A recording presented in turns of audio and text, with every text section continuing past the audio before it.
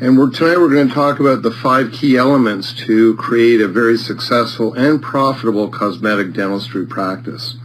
So I want to talk to you about some of these different things, and you're going to learn some new techniques in the way that we do things in our office, and it seems to work quite well.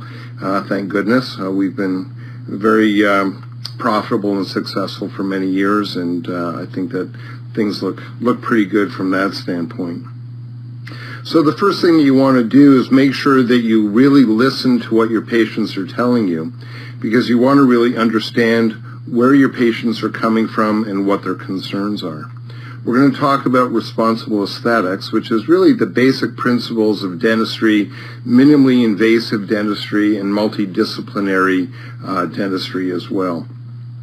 We want to talk a little bit about the predictability factor when you're doing the dentistry, and we're going to talk about a system in cosmetic dentistry that's really going to make the difference for you to make your work predictable, profitable, and very efficient.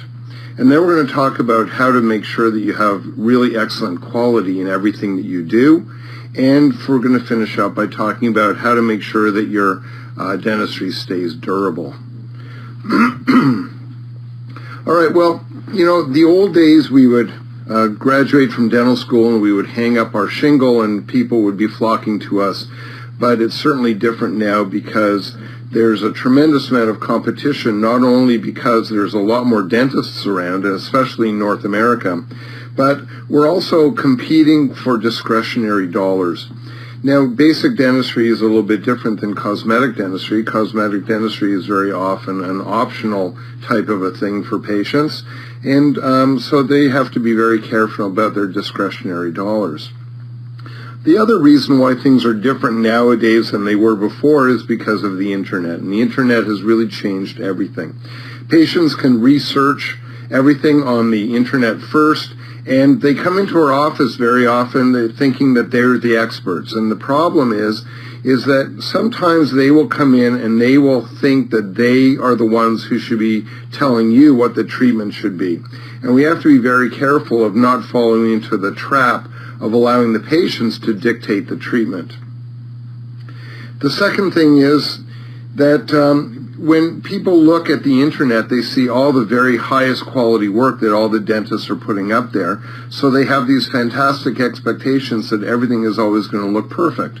And we all know as dentists that very often, no case is going to be, very often you're not going to be able to get a perfect case. And, most cases there's going to be some sort of a compromise somewhere along the line, and so we have to, although we're going to strive for perfection, we're going to have to accept excellence. And the patients have to have the proper understanding that their expectations have to be reasonable, and they have to understand that not all cases can be perfect. The other thing that will happen is that in order to make things really good, we're going to have to do some foundation work, and a lot of the times the patients don't want to do that. We have a sense with the new generation of instant gratification. Patients expect everything to be perfect. They want it to be done right away perfect. They want a great price, and they don't stand for any mistakes. We can do 1,000 things right for our patients, and they won't really complain or do anything. But if we do one thing wrong, then all of a sudden they've left the practice and they've gone down the street, because the loyalty of the new patients and the new generation is not the same as it used to be. This all boils down to the fact that we always have to be on the top of our game, not only in what we provide, but how we provide it. All right, I'm just going to have a little sip of tea here because my voice is getting a little raspy again. And let's continue talking about understanding our patients. We have to really be very careful when the patient comes in. They're going to express the reason why they came in as a current complaint. And what you want to do is make sure that you understand very carefully what it is that they are concerned about. We want to try and get inside their mind. So if you hand them a mirror and let them show you what it is about their smile that they're not happy with, then it gives you a much better understanding as where they're coming from. But not only are we concerned about the dental problem, but we're concerned about the motivation, about what brought the patient in. We find that some people have very high expectations in the fact that they think that what we're going to do is going to change their life. We had a patient come in one time, and their husband was having an affair, and she wanted to get her teeth done because she was hoping to win her husband back. And I had to make it very clear to her that, if I do the dentistry for her, there's no guarantee that that's what's going to happen. And very often we hear similar stories from patients. And these are the kind of stories that we want to listen to, because we want to make sure that the patient is going to be getting what they want from a dental standpoint. And hopefully we're going to be able to change their life for the better. But there's no guarantee of that. And if the patient's expecting that, we have to stand clear. The other thing you want to find out about is, are you the 92nd dentist that they're seeing for a consultation? Because a lot of these patients will go to different dentists and shop around until they hear what they want to hear. And you have to be very careful that, again, you don't allow the patient to dictate the treatment to you, and you make sure that what you're going to give them is going to be satisfactory, not only from what they're expecting, but from the dental aspect as well. Now, don't be fooled. A lot of these patients will come in and they're going to act very charming and lovely and seem very reasonable, when in fact these are the Dr. Jekyll and Mr. Hyde kind of patients, where if something goes wrong, or as you get further into the treatment, they become more and more and more picky. So these are the kinds of things that you want to weed out when you're talking to them, to make sure that you understand exactly what it is, where they're coming from, and what kind of person they are. We have a symbol called PITA, P-I-T-A, which is pain in the derriere, in the arse patients. And these patients we know are going to take a lot of extra care, and they're going to take extra time, and so we build that into the fee structure. When we talk about the systems later on, I'm going to explain to you a little bit how we develop the fee structure for the work that we do. And I think that this will make things a little bit clearer for you at that time. So again, you have to make sure that the patient has reasonable expectations. At this consultation appointment, this is when you have a really good idea as to whether this is the kind of patient that you want to stay and allow them to treat the patient, or whether you're going to refer them to your worst enemy. Because you certainly don't want to refer them to a friend of yours, because this patient is not going to be an easy patient to deal with, especially if you're going to end up referring them. The really important thing is that we don't want to have any surprises. We don't want to have any surprises from the patient, and the patient doesn't want to have any surprises from us. So it has to go both ways. Now, as far as the patient is concerned, they really want to understand not only the entire procedure from a time management point of view, what we're going to be doing each time, but they really want to make sure that they understand the fees, and the fees should be discussed up front. And once everything is decided upon, you want to get that in writing. We want to have a really good dental result, and before you cut into teeth, you want to send it to the lab. You want to make sure that everything is prepared for ahead of time. So again, there's no surprises from a dental standpoint. But also, you want to make sure that the patient isn't going to be surprised either. How many times have you heard a story where a patient has gone to a dentist and they said they wanted veneers, and they said, okay, and they put in some local anesthetic, and they started cutting the teeth. They took some impressions.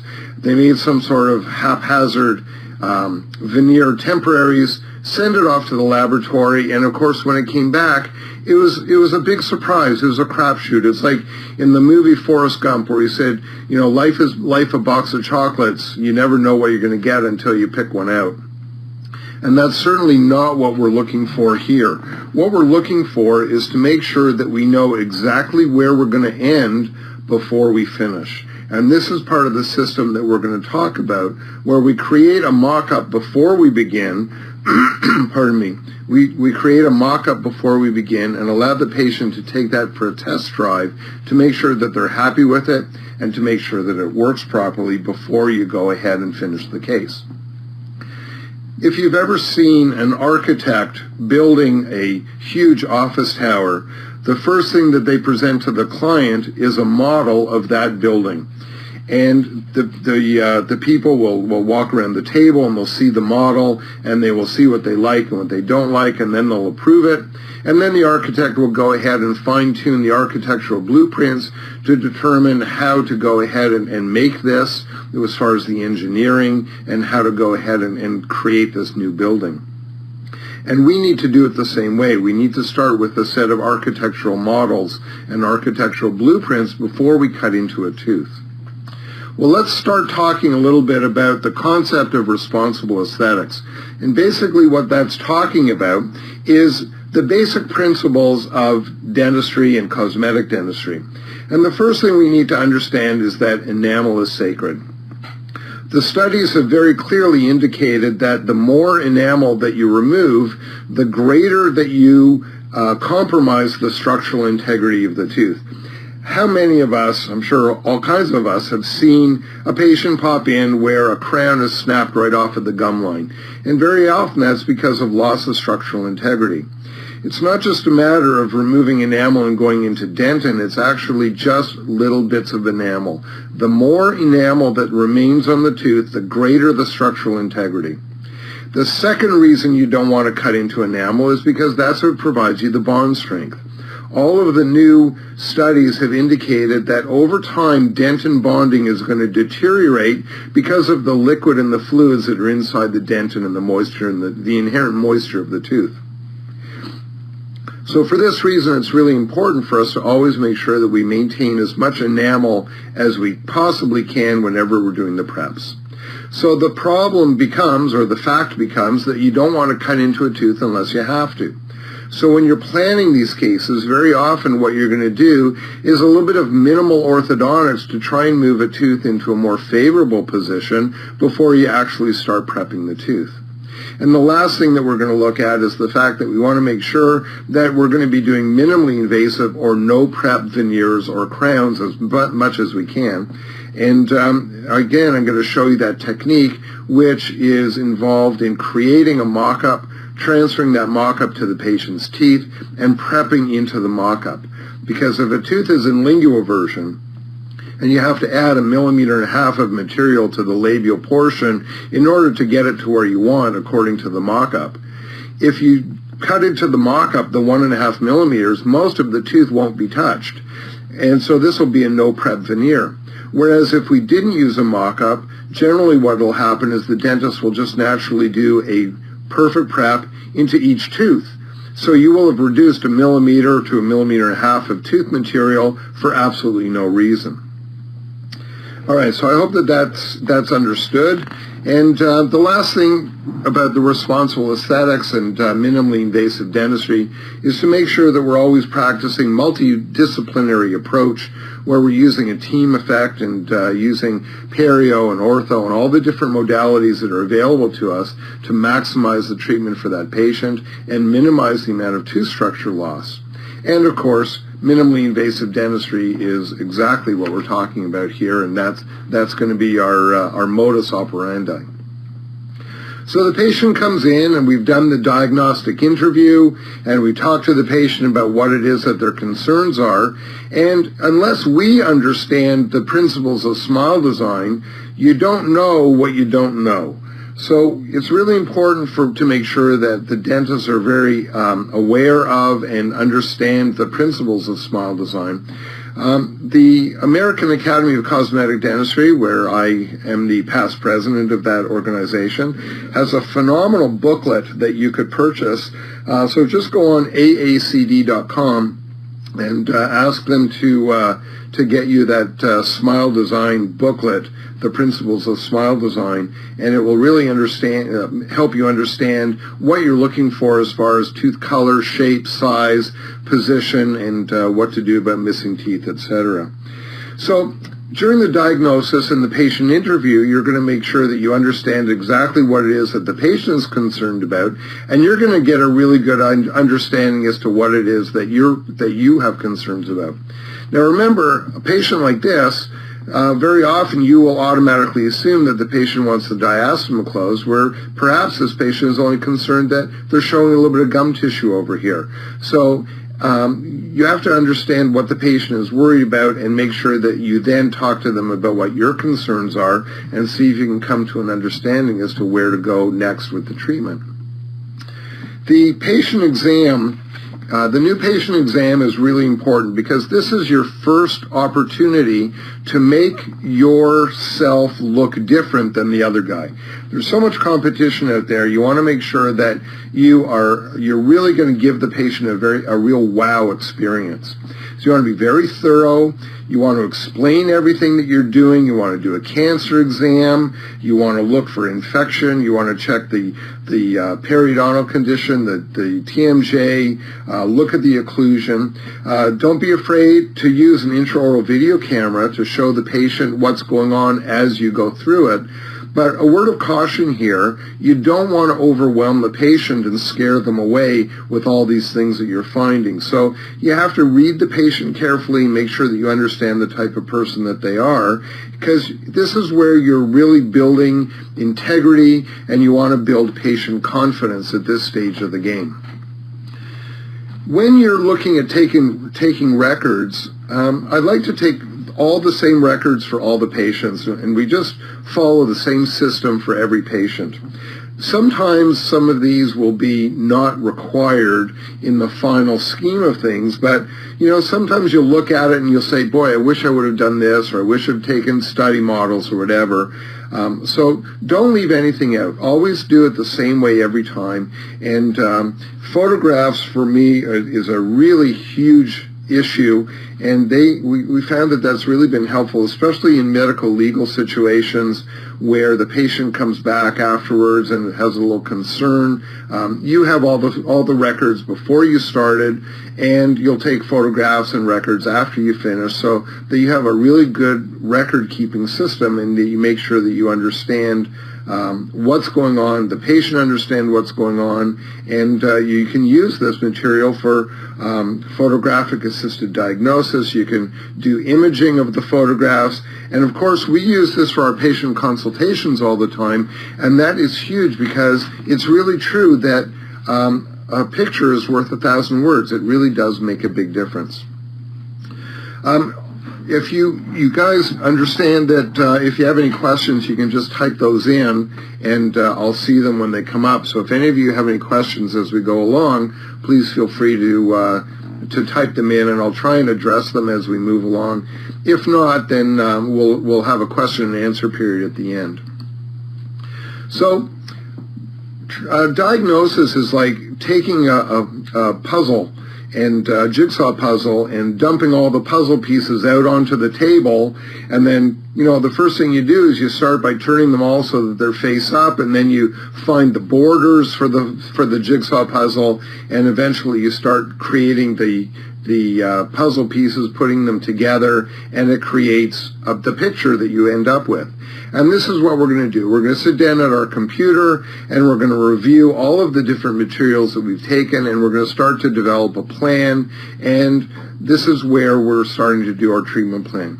At this point in time, what I'll do is I'll very often just start to create a list of the concerns that I see, and very often I'll do that just by writing or typing different things onto the photographs that I'm using. You can see what I'm doing here in the office on this photograph here. I'm looking at it, measuring it, and sometimes I'll just print these things out and write on the photographs of areas of concern, and then we start to prioritize those areas of concern, and that's really what treatment planning is.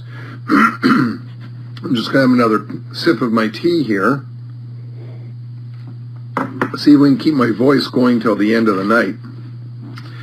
So photographic assisted diagnosis, really what I'll do is I'll take an occlusal view of the maxillary teeth, and I'll take an occlusal view of the mandibular teeth, and then using Photoshop I'll just cut out the quadrant and blow that up, and then I can take a look at each individual tooth and say, well, this bicuspid looks fine, this bicuspid looks fine, there's a little bit of stain here, but that's not decay, there's a missing tooth here, and whoops, sorry, Here we go. There's a missing tooth here, and we have 5 different options on how to treat a missing tooth. We can place an implant, we can do a bridge, a denture, we can put in a space maintainer, or we can do nothing. And then we can see a small area of decay in this back tooth. And again, this tooth, we can monitor that little area. We can put in a white plastic filling, a composite restoration. For the Americans in the audience, a composite restoration. We can put in a silver amalgam. We do inlays, onlays, crowns. And what I do at this stage of the game is I'll just highlight exactly what it is I think would be the best treatment for that patient. And then we just start making a list. So I'll do that in the upper right quadrant, the upper left quadrant, the lower left, the lower right, the upper anterior, and the lower anterior. And I'm starting to develop a treatment plan quadrant by quadrant. And then what we do is we just determine the order of the needs. We're going to look at the immediate needs, such as pain and infection. We're going to look at the importance of the areas of decay, perio issues, and then we're going to start looking at the overall plan. Does this patient want a denture? In which case, we're going to be doing different types of foundation work than if the patient wanted an implant. Of course, if the patient wants an implant, you refer them over to the oral surgeon, the periodontist, or if you do that work yourself, you're going to be looking to see if that patient needs bone grafting, what kind of implant you can use. You're going to be taking special radiographs, CT scans, to be able to make sure that you understand exactly what it is that you have to do, and then you just develop a plan. In the anterior region, where I start is looking at the incisal edge position and the gingival height of contour, and that's where it's going to help me determine where the anterior teeth have to be and how to start with that. I'm just looking at my notes here to make sure I'm not losing anything or forgetting anything. Again, the building the foundation part is really talking about making sure that there's no pain, there's no infection, the decay is removed, and then after that, implants are placed, oral surgery, minimal orthodontics to move teeth into a more favorable place, uprighting molars, etc. Then we're going to be doing some zoom whitening for the patient, and then final stage is going to end up doing the final restorative materials, especially the cosmetic areas. Now, when we're looking at our treatment planning, we have a concept, a team concept. Now, there are really four different teams that we're going to be dealing with. The first member, or the most important member, I think, of our team is our lab technician. And we consult with our lab technician in a lot of these cases. Fortunately, we have an in-house laboratory in our office, but with the technology today, there's no reason why you can't consult with your lab technician by sending him or her photographs over the internet and discuss it with them on a chat line, on the internet, whatever, and talk about the case, talk about areas that you might be concerned about. A lot of times what we'll do is we'll have cases that are a little bit more comprehensive in nature, and we will have a dinner meeting once a month with the specialty team, and that includes the oral surgeon, the periodontist, the orthodontist, and myself and the lab technician. We all go out for dinner, and we talk about these different cases, and very often it's really nice to be able to have this meeting because sometimes the specialist is going to look at it from a different point of view, and they'll be able to give you a different perspective on things, something you may not have thought about, and you may want to change your treatment plan accordingly. Now, not to forget the staff. The staff in your office are all part of the team, and it's really important that they understand exactly what's going on in the treatment plan for that patient. Not only do the assistants need to understand what you're going to be doing so that they can prepare all the model work, get everything ready for you ahead of time, but the treatment planning and the treatment coordinators and the administrative staff have to understand what's going on as well so they can properly determine the sequence of events and the appointment schedule, because they're going to be talking to the laboratory, coordinating when a mock-up is done, wax up, how that wax up is going to be transferred to the patient's teeth, and all that system has to be in place so everybody knows what everybody else is doing. The other important thing about the staff team is that they have to understand the system so they know how to properly bill out the services that you're going to do. And we'll talk about that a little bit more later on. And the last person not to be forgotten as part of your team is the patient themselves.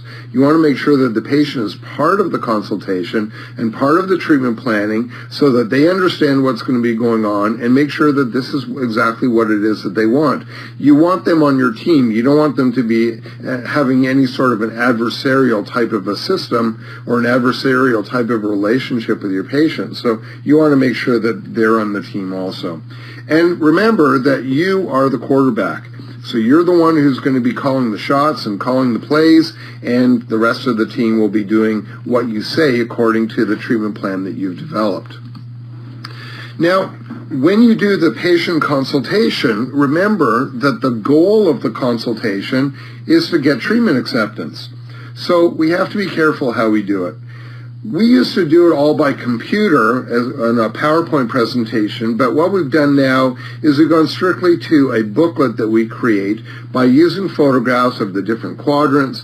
We show the patient what's going on, and the nice thing is by doing that is you hand the patient a red pen and you say, circle the area that you think is a cavity. And as soon as they put that red pen to the photograph and they circle that cavity, right away that patient has developed an interest into the whole procedure. This co-diagnosis is really important because now it isn't you that's telling them that they have a cavity. They're the ones who've noticed that they have a cavity themselves. So you're no longer the bad guy. Now they're really understanding that it's a situation about the teeth. The one problem about the patient consultation is that it can be sometimes really quite overwhelming. We have a responsibility to provide the patient with information and understanding and education, but if you overdo it, you can really cause the patient to be overwhelmed, and that's going to turn them off and you're going to scare them away. So the rule here is to keep it simple. Remember to talk patient. Don't talk dentist, because talking dentist is going to scare them. Keep everything in their point of view, in their understanding, and talk to them at a grade 5 level.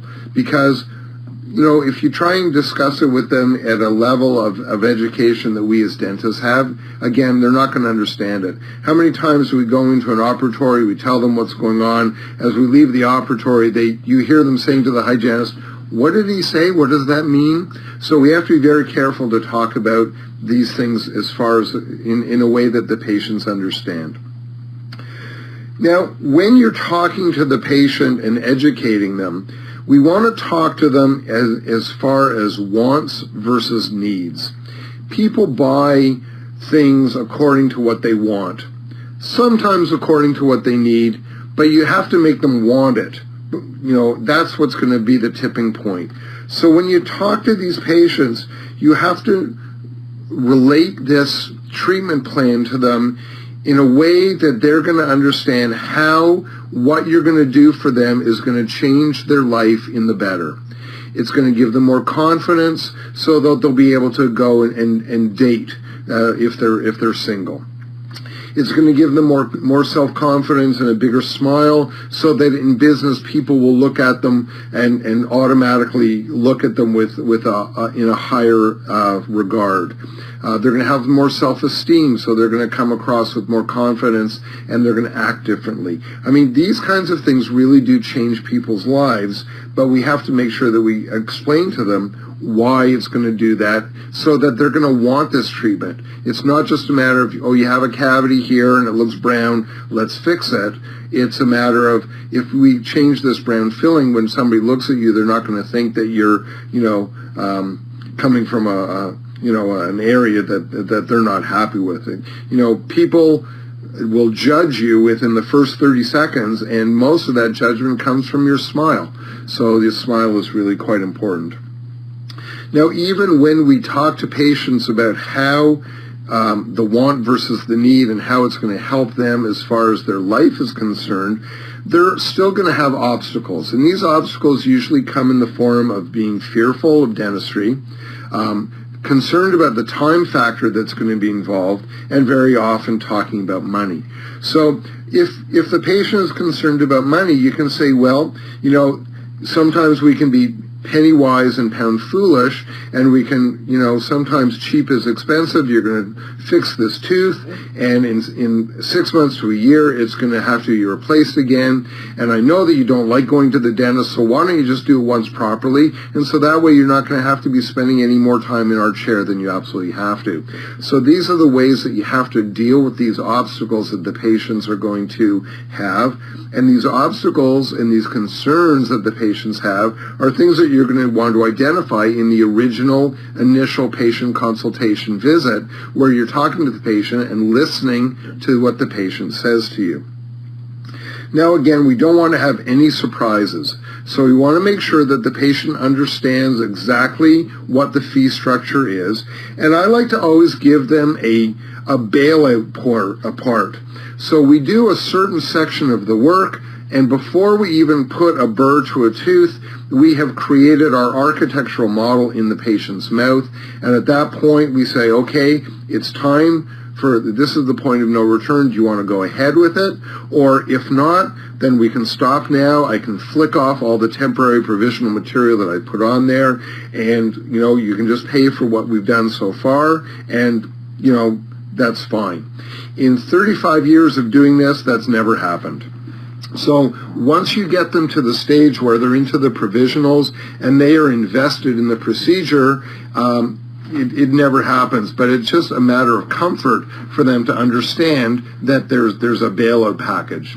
So what we do in this patient consultation is then finalize our treatment plan according to what the patient wants, because we have our options available and the different costs, and the patient has to understand what we can do. For instance, we can do a composite restoration, an amalgam restoration, an inlay, an onlay, or a crown, and the patient has to decide whether they want a white filling or a gold filling or silver filling, what it is that they want, and they let them choose according to the options. Of course, we're going to lead them a little bit and give them our advice and tell them that a gold onlay in the back molar or a gold crown in the upper back molar is going to last longer and nobody's going to see it, whereas an inlay or an onlay made out of porcelain going to look beautiful. Towards the front, it's going to last a long time. Towards the back, maybe they might want to do it out of gold. And we can lead the patient and tell them how things are going to last and how they're going to work out for them so that they can make the choice, but you're really leading them into the choice that you feel that you want them to make.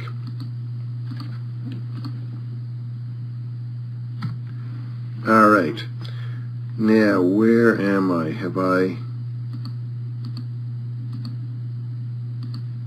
Okay, here we go. So the next step is to build the foundation. So after we have taken care of the immediate needs such as the pain and infection, we're going to start working on making sure that the TMJ is healthy and that there's no perio problems. We're going to do some Zoom whitening. We're going to do some orthodontics, maybe a gum lift, a little bit of crown lengthening to get that gingival height of contour correct. And then the patient's ready to go with the final types of restorations. So here is the system that we're going to talk about, and this is really important, where we're talking about the treatment system that we use. And basically what it is that we're going to create a mock-up of the teeth the way that we think that they should look according to the principles of smile design. Now, we can either do that in the mouth directly if there's 1 or 2 or 3 teeth to do, or we'll do a diagnostic wax-up in the laboratory on articulating models. Usually that's how we do that. Then what we'll do is we'll take a polyvinyl siloxane impression using clear polyvinyl siloxane materials, and we will then take that, fill it with provisional material, and then apply it to the patient's teeth. So now we have the diagnostic wax-up as a mock-up in provisional material in the patient's mouth. Do some minor adjustment to make sure that the margins are really good. I like to use an instrument called a Zacria instrument, which reflects back the gingival tissue so you can get down under the margins. And then we'll polish them up, make sure that the occlusion is really good, and let them take it for a test drive. Now what's going to happen is they're going to come back in about a week later, and they're going to come back with a list of things that they like and that they don't like. They're going to want an edge and incisal embrasure a little bit rounder. They're going to say that one tooth looks a little bit longer. You want to make sure that the midline is correct, that it's up and down, all these different things. And we provide a 40-minute adjustment appointment for free the first time. Now we have to understand that it takes some patients a little bit longer to realize or to be comfortable with the teeth that we've created for them in the test drive. Some patients are going to want to take a look at that corner straight and edgy, and then the next week they're going to come back and they're going to want it rounder again, and then they're going to want it longer, and then they're going to want it shorter, and then they're going to see if they can do it a little bit whiter, and then they're going to see if you can do it a little bit darker. And so you can spend hours and hours and hours and hours for these patients, especially if there's no financial investment on their part. And of course you can't do that from a financial standpoint. So you explain to the patient that you want them to be very happy, and you do. And you realize that some patients takes a little bit longer for them to make sure that they're happy with the result. And so you are inviting them to take as many adjustment appointments as they need until they're happy. And tell them that the first appointment for adjustments is part of the fee structure, but for every adjustment appointment after, it's $300 per 40-minute appointment. And that will make them really come to a decision a lot faster. Before we started doing this, I had patients coming in 6 and 7 times until they were happy with the adjustments, and now it's rare that we have to do more than one extra adjustment at all. So this adjustment time will be the moment when the patient is happy with where they are, and then we can go ahead and we get an approval in writing from them, and we go ahead and we index the materials where we have them adjusted with polyvinyl siloxane clear bite. We do a putty index, an incisal index. We do an alginate impression, and we take photographs, and that's all mounted on the models, and so that the laboratory, all they have to do is now duplicate what we've created in the mouth and go ahead, and then we prep into the mock-up for minimally invasive, and when we get it back, it's a slam dunk to cement it in. After the treatment is finished, we want to make sure that we protect everything that we've done, and there's two areas where we're concerned. First is occlusion, and there's very little occlusal concerns because after you've taken this system for a test drive, you'll be able to know if a tooth is too long because they will have knocked off the temporaries. Of course, if they knock off a temporary, that's not their problem, that's your problem, so that's when you have to adjust it so that the occlusion is fitting properly and it's going to last in the provisionals. Then you know it's going to last in the final restorations. But the occlusion is still a concern after you finish, so we always protect the work that we've done by providing the patients with a TMJ occlusal bite splint that goes over top of the work that we've done. We create a little bit of extra space so there's not as much pressure, it's not as tight as it normally would be, and the patient is instructed to wear that during the day when they think they might be grinding their teeth, which would be, of course, when they're driving the car, exercising, and working on the computer, and of course at nighttime as well. Now, the second area of concern to protect the dentistry that you've done afterwards is from bacteria. And so what we have to make sure of is that the patient has a proper home care regimen. We give all of these patients a Sonicare toothbrush. We find that kind of a power toothbrush seems to work really, really well. Patients love it, and it makes you look like a true hero. And so that's going to help with their perio and their decay. And then the last thing that we do is we provide them a warranty program and tell them that everything is going to be warranted for 3 to 5 years, and you can decide on each case what you're going to warranty it for. And but that only works as long as they come in for a regular recare appointment, whether every 4 months or 6 months. And that way you can make sure that the patient is going to keep coming back to you and you can follow up with them. All right, so again, it's all about avoiding remakes and making sure that there's predictability. So by doing this technique, we're going to be sure of success because, we know where we're going to start. We know where we're going to finish before we even get started. What happens is there's no surprises because the patient will have taken it for a test drive. We will have adjusted it to make sure that it looks good, that it feels good, and that it works well, that the occlusion is correct. And so the patient is going to be happy, and then it's just a matter of duplicating it. So we want to make sure that we have a happy patient, and we want to make sure that we get paid, and that would be a successful case. And then a really successful case is when we look at the work afterwards and we're really proud of what we're doing. Hopefully that happens every time. The concern is that remakes are really costly, not only from the standpoint that you have to remake all the dentistry if you even get the opportunity, but the biggest cost is in your reputation, because if you have a case that goes bad, the patient is going to tell 3 people if they're happy with the work, and they're going to tell 1,000 people if they're not happy with the work. And nowadays they have all these internet sites where patients are invited to go and complain about you, so those are pretty concerning also. So we always have to be at the top of our game. We want to make sure that we follow the system to make sure that it's predictable. Now remember, if you are predictable in the system that you're doing, then what's going to happen is it's going to be efficient and it's going to be profitable for you. All right, so let's go over the 12 steps again one more time. I've talked about it once, but let's do it one more time so that everybody's really comfortable with it. The first thing we're going to do is we're going to do a diagnostic wax-up. We can do it on the computer to start with for the consultation so the patient understands where you want to go. You can even do a snap-on smile in the chair to give them an idea.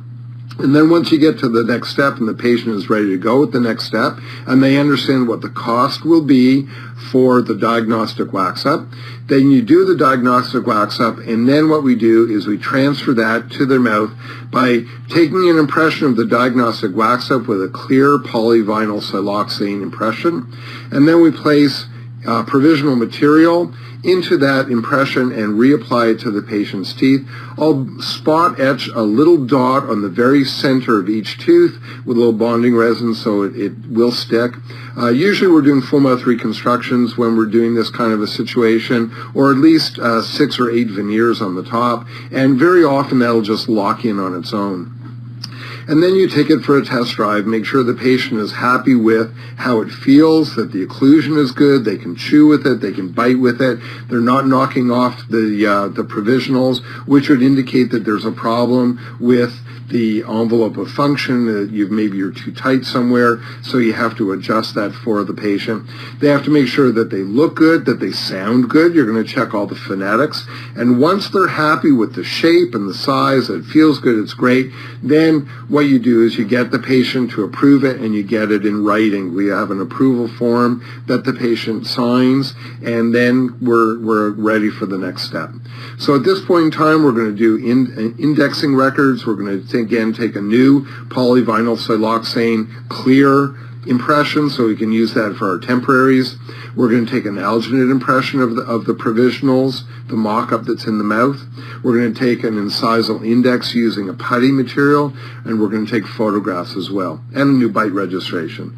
And the reason we do this is we transfer all that to the laboratory, and it's very simple now for the laboratory technician to just very simply duplicate what it is that we've created, and then you're going to try it in, and we'll prep the teeth, of course, temporize them, and the lab is going to send the material back. We'll try it in, cement them on, and it should just be an absolute slam dunk. It's really quite easy. Okay, I'm just going to have another sip of my tea here because my voice is starting to get a little raspy again.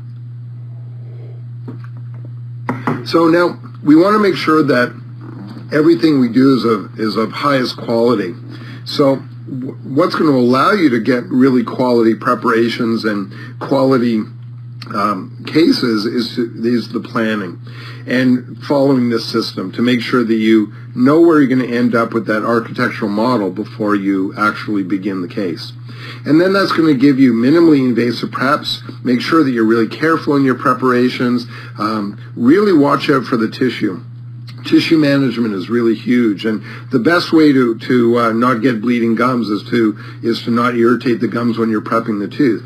So I prep slightly above the gingival tissue, and then if I want to bring it down below the gingival tissue, I'll use that Zacchria instrument to very gently pull the tissue back away from the tooth, be able to finish my preparation, my margin under the gingival tissue, and then when you let go of the Zacchria, the tissue just bounces back. I like to use Traxident or Exficil if I have to use tissue retraction. I generally don't use cord too much anymore.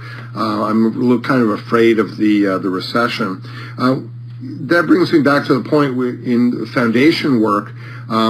Take a real good look at your perio situation. If you find that you have a really thin biotype, take a look at it with your periodontist to see if you want to do a connective tissue graft in the anterior region before you go ahead and prep, because if there's a thin biotype and you've got a subgingival margin, you very often get some recession afterwards, and that's going to create a margin where you can actually see the edge of the crown preparation or the veneer, and you want to avoid that at all costs. So that's again part of the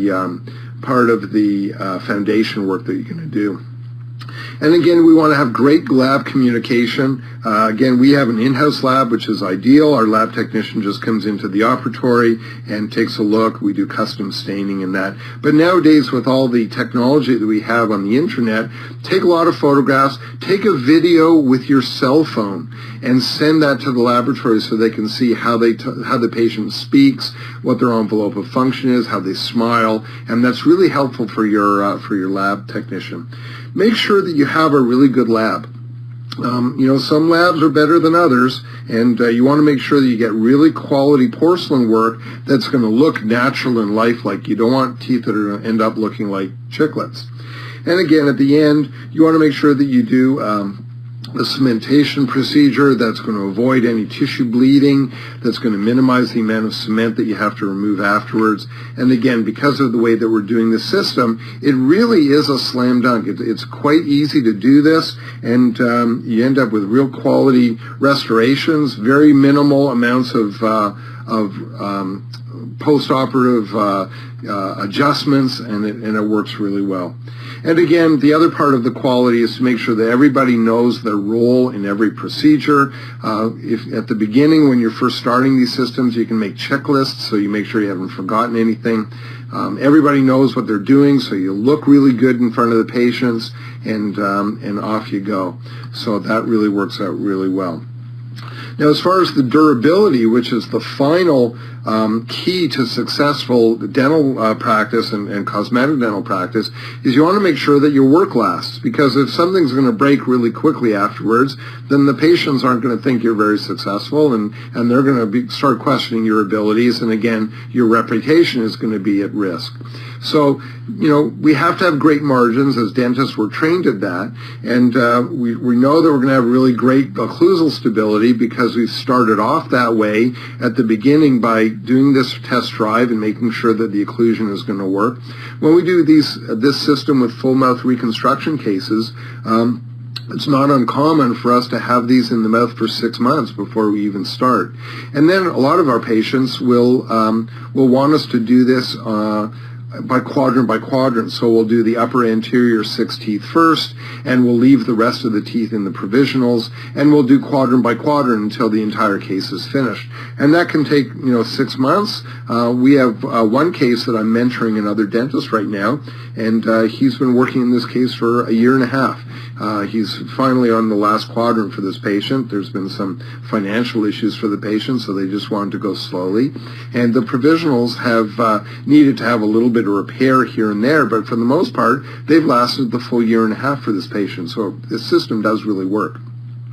And then, of course, we want to worry about the post-operative durability factor, where we're going to create an occlusal bite splint for the patient to help them protect the dentistry that you've done. And as well, you're going to give the patient a power brush. There's a new thing from Philips called Air Floss, which if the patient isn't going to floss their teeth, and a lot of patients just won't, this Air Floss is a really great system that they can use. It's not as good as real floss, obviously. I don't think anything is, but it's probably, if they're not going to use the real floss, this would be a good way for them to keep things nice and healthy. And again, if you explain to them about the warranty program, then they're kind of forced to come back to you every 6 months or every 4 months, whatever it is that you've dictated to them is important. And you be able to follow along for that patient and keep that patient going. Now, of course, in our case, we get a lot of referrals from other dentists, so the patient has to go back to the other dentist for their home care. And, of course, we have to be concerned about the warranty program as far as that's concerned, because we have to make sure that the other dentist is following up properly. I know that one of my referring dentists, I think, is on the call today. So, Dr. Croppo, thank you for all the things you've always done for us by sending referrals. We appreciate that. Okay, so just to review, the 5 key elements are making sure that we understand what our patient wants, to listen very carefully to what they say. We want to follow the basic principles of smile design and the principles of dentistry of being minimally invasive. We want to be very predictable by creating architectural models first and an architectural blueprint, and then follow the system so that we know that we're doing it the same way every time, so it's predictable and it's going to be efficient, and therefore it's going to be profitable. There's going to be less remakes, if any, and the patient is always going to be happy. We always want to provide great quality. You want to walk the walk. Learn more about these different techniques. Join the AACD. Take different courses that you can to become more knowledgeable and more efficient. And of course, the final thing is to have durability in your work. Make sure that your work lasts a long time. And part of that is the follow-up and the prevention that you're going to do.